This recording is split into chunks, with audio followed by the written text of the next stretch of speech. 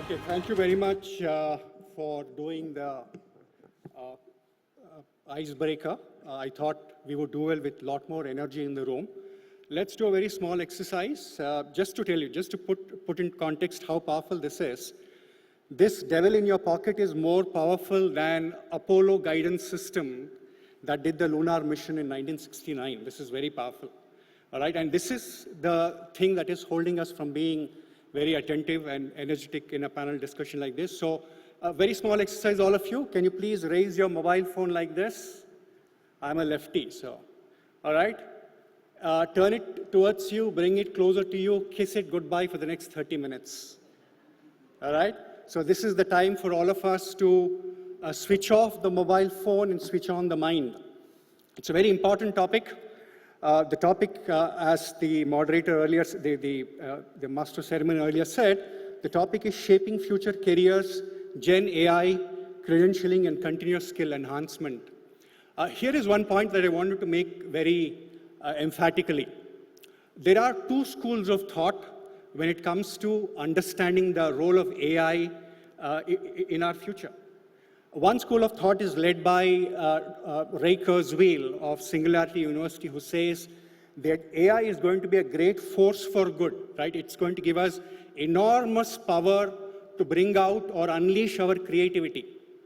And by 2045, for the benefit of the audience, by 2045 it is said, we will attain a phenomena called singularity. And singularity is when the aggregate machine intelligence or aggregate artificial intelligence will go past machine intelligence. And the idea is that the singularity will give us enormous potential to be the best of whatever we can be. That's one school of thought. Let's call it the AI optimists. The other school of thought is led by people like Geoffrey Hinton, who was a chief scientist at Google, whose algorithms ran Gemini for a long time, who's also considered the godfather of AI. And he's very skeptical of AI. He says, we are investing so much on AI that at some point of time, AI will start dominating humanity. And there is actually a theory which explains this. There's a theory called Frankenstein effect. And Frankenstein, by the way, is the name of a book written by Mary Shelley. And in it, a doctor called Viktor Frankl creates a system, gives it a lot of strength and power, but at some point of time, the system becomes so powerful that it ends up creating a lot of trouble for its creator. So the point is, whenever man considers that he is God, he's proven wrong by God himself. So the question that you have to ask is AI going to be so powerful that it will take away a lot of our original thinking, creative thinking, problem solving? Of course, that is not the point of our conversation, but the point is that when it comes to AI, we have to be very balanced in our assessments. So in the next 30 minutes, we are going to explore how AI is going to fundamentally alter the landscape of education, skill development, and of course, why skill enhancement and continuous learning is a very important element of our playbook. So with these very short opening remarks, I would like to start the panel. The panel will be for about 25-30 minutes, post which we will open the conversation to the audience. Please feel free to ask any question. We have a very eminent panel who will be very happy to answer your questions. So I'll first begin with Dr. Sameer, who is the Pro VC at the SRM University in Trichy. Sir, the question for you is, there's so much of a combination of optimism and pessimism surrounding the topic of AI. You've been an academic leader. You've been there and done that. So my question to you is, for students, what are some practical steps that you can suggest to ensure that they remain relevant and adaptable throughout their careers in the face of disruption by AI? Thank you so much, sir. Yeah, I not only, understand how AI will be transforming the educational landscape, but also, other than preaching, have practiced it by starting a Center of Excellence in AI in my previous organization, where NVIDIA became our partner. They shared the curriculum of AI and the tools to be used by staff and students both in certification programs. So everybody is trying to ride the wave of AI, and it's not wrong to be opportunist. Students basically, you see, are flocking towards those courses and programs which have AI component in it. And the traction is very huge. But as an academician who understands industry very well, I would like to suggest the students to be very strong in their fundamentals. So AI can be taken by them as a kind of career-oriented course or technology to be adopted, but they should be very strong in data structures, algorithm, theory of computer science, because today it's AI, tomorrow it may be another technology. So they should be in a state to design a new technology, and that can happen only when they are grounded to the fundamentals. That's one skill set they should not in any state forget. Second thing is, the most relevant one which always will prevail is problem solving skills. So a student should always be in a habit of problem solving. So I am from a generation, and I have contemporaries here, we were subjected to rote learning, and the conditioning went wrong in the school. Otherwise we all were intelligent. We are intelligent, but we lost that intellectuality touch. And beneath the layers of that rote learning is still that creativity and critical thinking available. Students have to revive that. Particularly in the era of AI, we need to focus on the students' ability to think critically, design thinking, creativity, because that's where AI cannot compete. AI cannot have conscience like human beings, compassion, emotional intelligence. So other than training the students in technology, we need to train them in emotional intelligence. We need to train them in, reviving back their creativity. And computational thinking plays a vital role in the skill set to be added. So that's what will remain relevant: your creativity, critical thinking, problem solving skills. And of course, the normal skills are still required in the industry. If you talk about today's scenario, Capgemini, Tech Mahindra, last for Java full stack, .NET full stack, cyber security. But for future, I think along with the new trends coming in technology, students should be grounded to the fundamentals. That's what is my perspective. Very well, sir. Very well. If I can paraphrase or rephrase what you said, get back to basics. I would actually want you to add, if you can contextualize this from your own institutional perspective, you can share one or two instances or endeavors that you make to actually promote this critical thinking and problem solving among your students. Yeah. See, this topic is relevant to everybody, every university and academia. Basically, we only try to address the tip of the iceberg. We do not go to the base. Everyone here who are learned academicians and seasoned academicians will agree with me that we are always worried about why students are not able to crack the offer letters in a placement drive. The immediate blame is that they are not good in coding. So you are on the first semester itself subjecting them to programming languages. And this is where we found a flaw, that we were going in the wrong direction. In fact, what we did was we started with making them understand what engineering is first, setting their goal, and then we subjected them to computational thinking, where they do not start directly with programming languages, rather they start with decomposition of a complex problem, pattern recognition, abstraction, and then designing of algorithms. Then comes coding part. So we made them subjected to questioning. I think we all have forgot to question. You may remember in your childhood, you used to ask so many questions because you were so curious in that age. But you stopped asking questions. Why? Because our parents, when we were small toddlers, they loved us hearing, talking words like papa, mama and all. But when we started spontaneously speaking, they said, shut up to us. They asked us to shut up. And that carried on teachers in the school as well as colleges. So we stopped questioning. So we brought back that ability in a student to question, because unless they question, they can't conceive a problem or solve a problem. So that's what basically we started to start student involving into collaborative learning, participative learning, involve them into understand the problem, conceive a problem, sit with the faculty, solve the problem. So this is what brought a tremendous change in them, and they also loved this kind of teaching learning methodology. And this really helped them in cracking the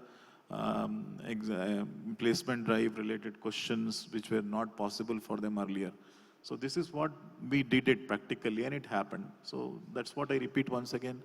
Subject them to problem solving skills. Very well. Very back to basics, important, and provide a system where it's possible for them to raise questions. In fact, sir, your answer reminded me of what Albert Einstein, it's a very profound statement. Albert Einstein once said, the question is the answer. If you know how to question, the answers will flow naturally. So thank you very much for that. I'll now move to Professor Dr. 𝐿𝐴𝐵𝐢 from Siddhartha Institutions. Sir, Indian education is guilty of believing that there is one size, one shape, and one speed fits all, right? But AI actually gives you the tools to create a personalized learning regimen. So my question to you is, how can GenAI itself become a tool for personalized lifelong learning, and how can it adapt to each professional's strengths and gaps? Good afternoon, everybody. In fact, in continuation of what I spoke yesterday, invariably, whether it is I am from medical background, whether it is engineering or medical or dental or non-professional courses, people always resist for changes, whether they're in the city or in the rural area. And one should be fortunate, at least if your administrator or if your principal or if your chancellor is proactive to implement that, you're happy, you're lucky. And majority of the times, even the administrators, even the bureaucrats, they are not ready for this, to accept these changes. I still remember 10 years back, I was director of 𝐾𝐲𝐻 Cancer Hospital, which is one of the second biggest cancer hospital. We wanted to buy robotic surgery machines, which was costing around 16 crores. And I should not mention it here, that local MLA, he wanted cuts in that machine. He said, I want 10% cuts. Similarly, and Infosys Foundation people had come, they said they are ready to donate because they know the importance, they know the value of robotic surgery at that point. Now everybody has bought. 𝐿𝐴𝐵𝐢 was the first institution. They said they will sponsor, but the local MLA, he said he wants the cuts. So why I'm just giving an example is, so for this AI, as Professor said, today it's AI, next year it is BI or CI, DI, we have to be changing. And for our luck, if the concerned minister, I'm sorry to say this, a 10th standard failed person will be an education minister. For your good luck, if the bureaucrat, madam is laughing, if the bureaucrat is an intelligent guy and he's got good listening ears, then you are done. Otherwise, you will be in the hell, I'll tell you. Private people like them, they'll be moving forward, but we have to keep going back. This is the situation, and my sincere request is, at least this kind of activities should happen. And after we go back to our, in fact, and I'm just thinking that I should go back and teach all our concerned people in AI, in both the engineering colleges, where we are. Unless we move forward, we'll be left. At the same time, we, the Indians, are the ones who are sharp. You go to any part of the world, it is the Indians. And the unfortunate thing is, here in India, we don't encourage them. We don't encourage the brain, you know. My daughter is in Johns Hopkins University in USA. She's pursuing her master's in public health. She called me, Appa, this is the only place where they have started in US, and in whole of India, only SRM they have started environmental health course. So why can't you start the similar course in Siddhartha? Now I am asking this is, all of us as an when we are sitting as vice chancellors or pro chancellors, we should take it forward. And sometimes the chancellors or the MDs, they will listen, but it is ultimately, it is our responsibility to implement and move with the changes.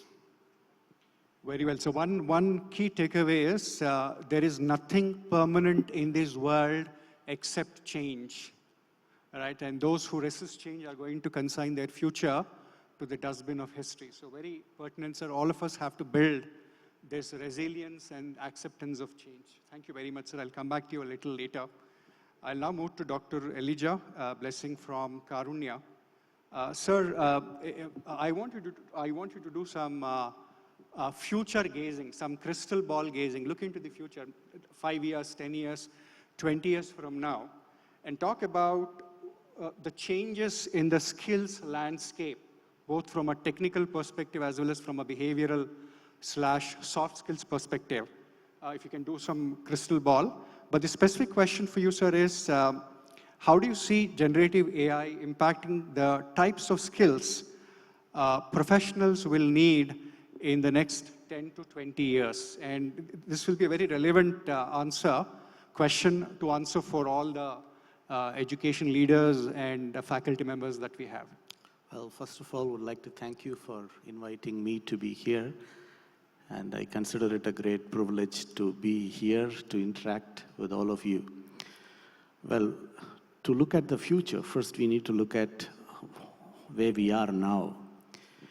Now, the AI has brought in revolution in the educational sector as well.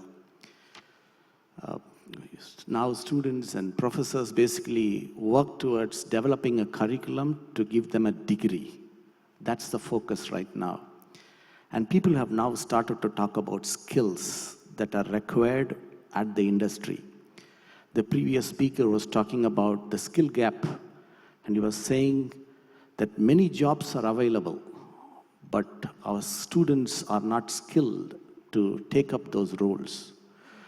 As professors, as teachers, we have been focusing on giving them a degree. But has the degree given them the required adequate skills is what is so important. Now, we have an academic council. We talk about courses. We talk about the past. We talk about the future. And we design a curriculum. But do we design a curriculum based on a learning pathway that is required for a student to get those skills so that they will get absorbed in the industry? Take a simple example in the computer science. You have opportunities on full stack development. You have opportunities on Linux system administrations. You have coding requirements, cyber security. You have a lot more. But have you ever talked to the students in terms of skills on all these verticals? Now, what I feel at this point of time is that we reinvent in working out with skills that are basically required for different pathways which are required by the industry. That should be our first step currently. Now, we should be able to tell the student, hey, if you want to become a full stack developer, you have to require, you need these skills, number 1, number 2, number 3, number 4. And during the next 4 years down the lane, focus on those skills. Develop those skills, not trying to complete a course with 10 CGPA, 9 CGPA, but at the end of the semester, will you be able to tell us whether you have acquired those skills? So if that mindset is brought among the students, I'll tell you that our students need not undergo yet another training when they go to the industry. The students, all of our students go through a training for 2 months, 3 months, rigorous training, and they are empowered on their technologies and the skills, and they become market ready. Now, Now, what we do in Karunya University is we focus more on the skills. We look at the curriculum, but more than the curriculum, we tell the students that these are the learning pathways available for you so that you will be able to have these skills developed at the end of your 4 years down the line. Therefore, you can choose this vertical. You can be a data scientist. You can be an AI scientist. You can be a full stack developer. You can be a cyber security expert, and so on and so forth. Now, a lot of tools are now available. And the GenAI helps a student to understand what is the job opportunities available currently in the market. It can tell you exactly where, if you put your CV into it, it will tell you what are the skills that are lacking currently, and then what you need to do to gear up to become a wonderful person in the future. So GenAI basically are certain good tools that are currently available in the market, which the students can start working on and building up those tools. Now, looking at the future, you talked about disruptive technologies can come through AI. Certainly that might come, because as a computer science professor, I know that what we are right now doing is training our AI through different models that are available. We have a neural network system, so we really do not know what is AI is thinking about. It only takes up data from different data points, and then it makes its own decision, and it basically implements it. It can happen that it can bring in a disruptive technology, and we need to now go ahead in solving those. So I think what we need to focus on is more on securing the AI in terms of how does it really operate, rather than giving them a full of freedom of operation in terms of taking decisions and implementing certain things. And therefore, I think the next 2 to 5 years down the line, security, cyber security, or securing the AI solutions is going to be a key area which every government and every industry is going to talk about. We talk about hacking now, where government websites are being hacked. Yesterday, we had a wonderful conversation with our Ministry of IT from Tamil Nadu. And he was talking about government websites are getting challenged by hackers. Now, what's going to happen in the future is AI is going to do that. So man is not getting involved. Systems and products are going to do that. Now, how do we build a system which could secure our systems, secure our existence, secure every product, secure our designs and our solutions? I feel that's going to be a great challenge. And I'm sure these are some of the focal areas which our students and as professors we need to concentrate on, so that we work together to evolve the best solutions in the future. Very well, sir. For me, the most important takeaway is you cannot improve what you cannot measure. So it's all about metrics. And today, there is no excuse. AI gives you gives you the tools and the power to do that precise measurement very well. So thank you. I think that's a very important point. We need to identify what the outcomes are, define the outcomes, articulate to all the stakeholders the importance of the outcomes, and then work towards ensuring that we take all the students or the learners towards those outcomes. So thank you, sir. I'll now move to Professor Dr. Ramji Kuna, Vice-Chancellor at the Krishna University. Sir, the debate about hard skill versus soft skill is as old as the story of Adam and Eve. We have been talking for a very long time about the importance of hard skill versus soft skills. So my question to you is, how do we balance hard skills like coding? I'm talking in the technology or software perspective. How do we balance hard skills like coding or data analysis with soft skills like creativity, problem solving, and collaboration in credentialing systems? Respected panel speakers and moderator, my dear participants. The skill set is one thing where we are calling as a 21st century skills. In that, the question, whatever hard skill or a soft skill. But the first important point is the youth.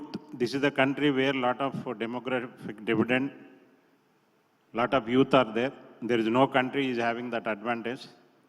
And it is, we have to keep them on right track with the 21st century skills. That is one point which I want to mention. Another thing is human and humane education. Human education is a fundamentals, what sir has said. But human education is how to live in the society, how to live the life skills. That means one is fundamentals is always required. But how to take real world problems. Here I will give a small case study where our Honorable Chief Minister, I am from Andhra Pradesh, Sri Nara Chandrababu Naidu Garu, when he is making this high-tech city where we are sitting.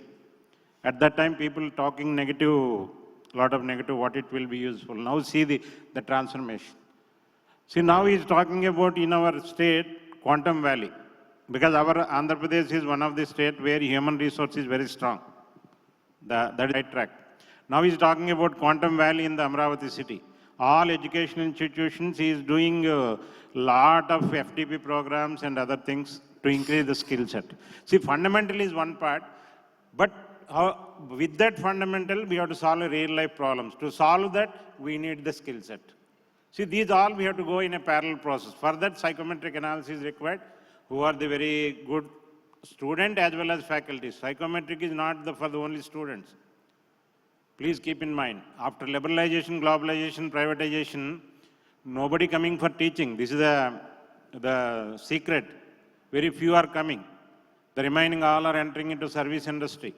We have passed 35 years of journey. Because of that only, the credits are reduced, online courses, we are, in that gamut, we are moving. See, now the technology, more driven technology oriented like AI or GenAI or quantum technologies, future. Already our Chief Minister started a journey in quantum technologies. See, that's why my humble submission to the audience is, keep them, our young youth, in the right track.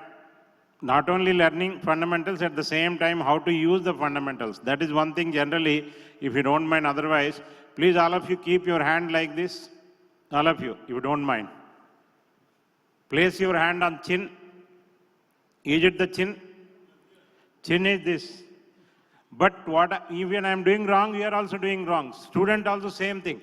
Because of electronic gadget, he is spending time 10 hours or 5 hours. We elders, we ourselves spending 3-4 hours on electronic gadget. Whether it's a good thing or a bad thing, that is the second part. Even students also spending 10 hours, 12 hours. With not mental well-being, they are coming to the class. They are saying their eye contact is on us, on our smart board, on a blackboard, but his mind is somewhere else. See, that is where we have to keep active learning, is concentration. That is where the design thinking then only will obtain the creativity or the innovative or innovativeness.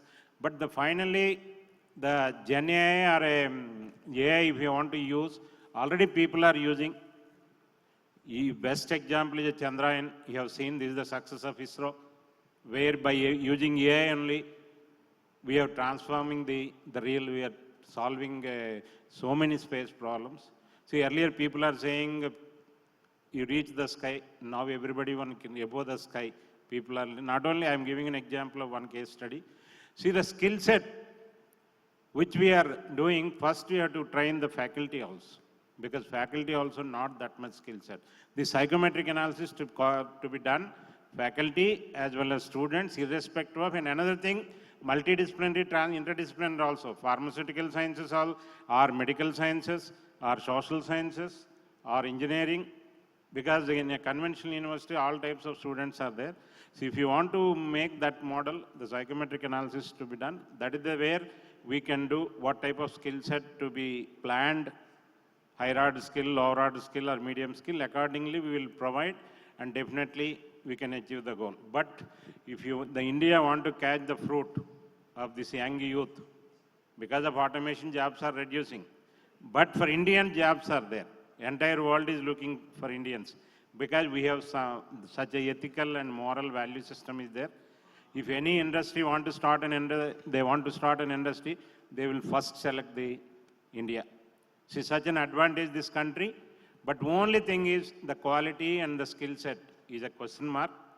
Now GenAI tools, I'm thanking this particular platform. They provided good ecosystem. You can make collaboration and networking with them. And according with that tools, even a shortage of faculty, even the psychometric analysis shortage with the students, we can overcome and we can get the good fruits. That is my humble submission to the... Thank you very much, sir. And I'm very glad that you raised the topic of demographic dividend. In India today, as I speak, there are 72 crore Indians. More than 65% of India's population is under the age of 35.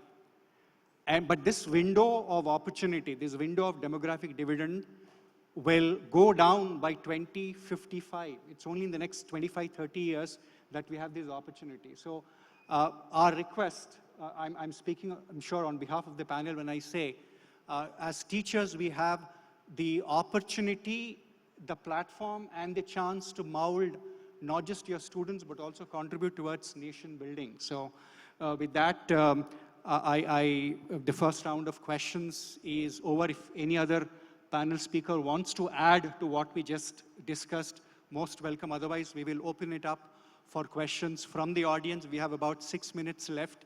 If you have a question, please raise your hand, identify yourself, and you can ask our esteemed panel a question or two, please.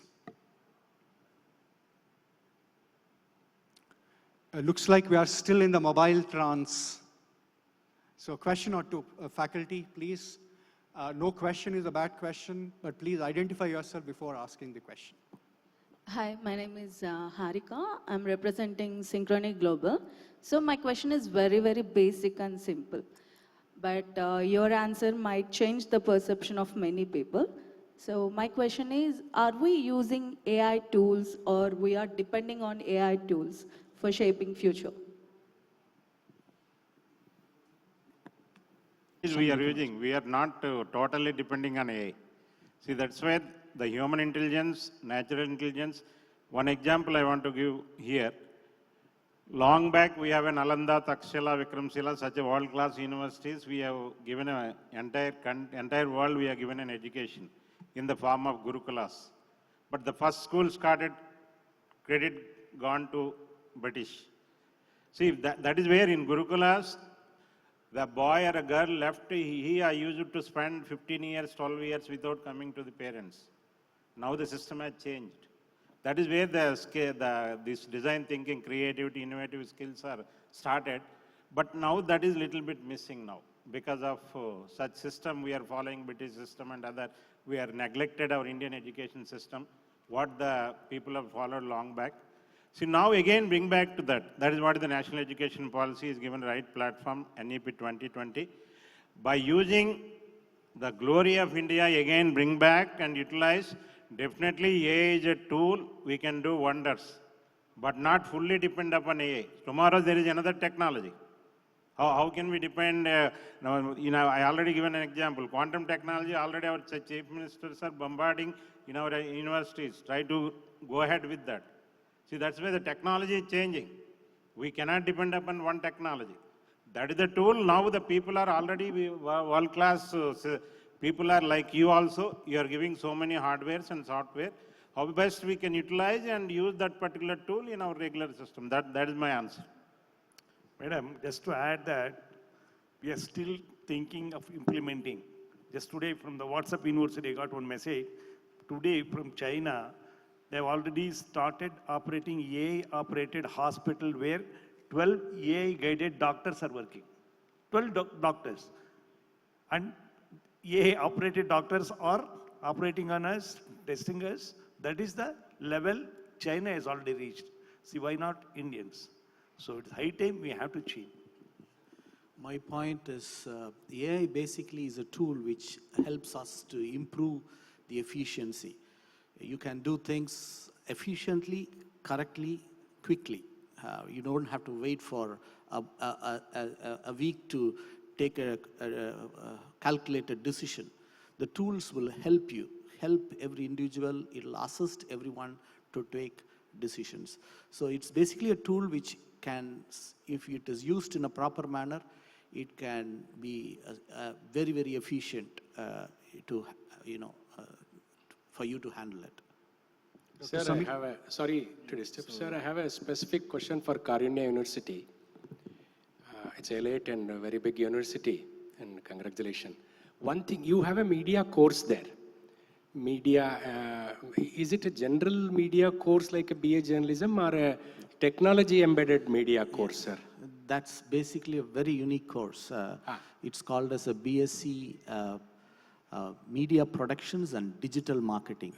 So it's not a visual communication program. It's basically a technology-enabled program. No, I know, sir. I'll come for that. Sorry to interrupt you.